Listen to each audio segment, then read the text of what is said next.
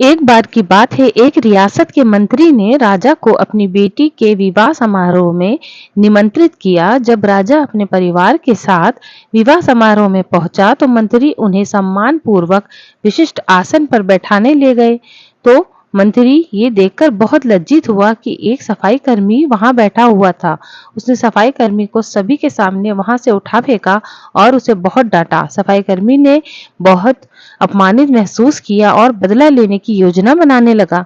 अगले दिन सुबह जब वो राजा का कक्ष साफ कर रहा था, तभी वो जानबूझकर बड़बड़ाया, राजा कितने नादान हैं, उन्हें ये पता ही नहीं कि रानी और मंत्री के बीच क्या चल रहा है।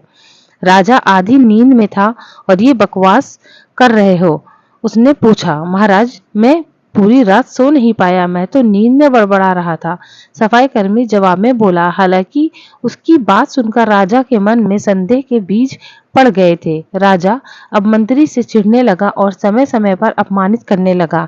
एक दिन तो उसे द्वारपालों से ये तक कह दिया कि वो मंत्री को महल में घुसने ही ना दे।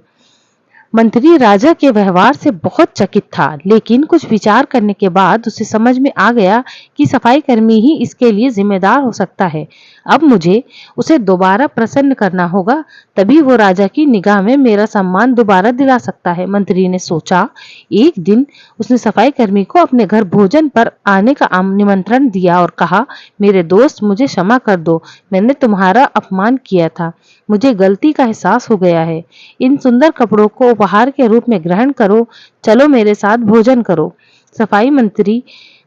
सफाई कर्मी प्रसन्न हो गया। वो सोचने लगा, मंत्री तो अच्छा आदमी है, मैंने ही उस दिन गलती कर दी थी। अब सफाई कर्मी प्रसन्न था और प्रयास करने लगा कि मंत्री के बारे में राजा की धारणा बदल जाए।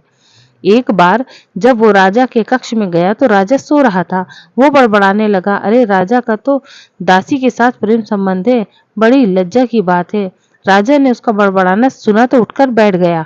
राजा ने सफाई कर्मी को बहुत डांटा। सफाई कर्मी बोला, क्षमा कर दे महाराज, मैं पूरी रात सो नहीं पाया, इसलिए दिन में ही नींद में बड़बड़ा रहा था, उसका अपमान किया था और उसी का उससे बदला ले लिया।